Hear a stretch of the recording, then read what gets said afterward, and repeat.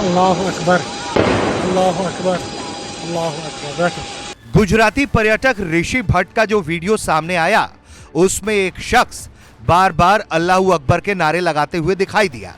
उसके बाद से उस शख्स के मंसूबे पर कई तरह के सवाल उठने लगे, चूंकि पर्यटक ने बार बार यह दावा किया कि शख्स इस तरह से पहले किसी को भी जिप लाइन में आगे भेजते वक्त नहीं कर रहा था, लेकिन जैसे ही आतंकी हमले की शुरुआत हुई उस शख्स ने ऐसा किया और उसे फिर उस तरफ धकेल दिया जिस तरफ आतंकी गोलीबारी कर रहे थे। जानकारी सामने आई है कि इस जिप लाइन ऑपरेटर को अब एनआईए ने उठा लिया है और एनआईए इससे पूछताछ कर रही है। सूत्र बता रहे हैं कि वीडियो के आधार पर इससे पूछताछ हो रहा है और एनआईए ये समझने की कोशिश कर रही है कि यह महज इत्तेफाक था या फिर वाकई में इस जिप लाइन ऑपरेटर को इस तरह के हमले की जानकारी थी या फिर उसकी कोई इससे मिली भगत भी थी। हालांकि आधिकारिक रूप से कुछ भी पुष्टि नहीं हो सका है, लेकिन सूत्र बताते हैं कि एनआईए इस वीडियो में दिखने वाले कई शख्स से पूछताछ कर रही है। बताया जाता है कि गुजराती पर्यटक ऋषि भट्ट को भी पूछताछ के लिए बुलाया जा सकता है।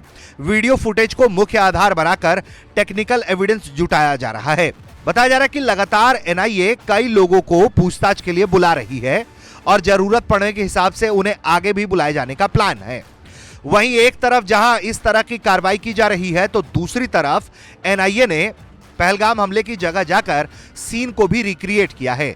सूत्र कहते हैं कि इससे पहले भी एनआईए की टीम एक दो बार सीन जाकर रिक्रिएट कर चुकी है। मौकाए वारदात पर पहुंच के इस तरीके से तफ्तीश करने का सिलसिला एनआईए का अगले कुछ दिनों तक जारी रहेगा। वहीं बताया यह जा रहा है कि जिन लोगों से पूछताछ की जा रही है उनमें से भी कुछ लोगों को घटना वाली जगह पर ले जाया गया और फिर सीन रिक्रिएट कराने में मदद ली जा रही है।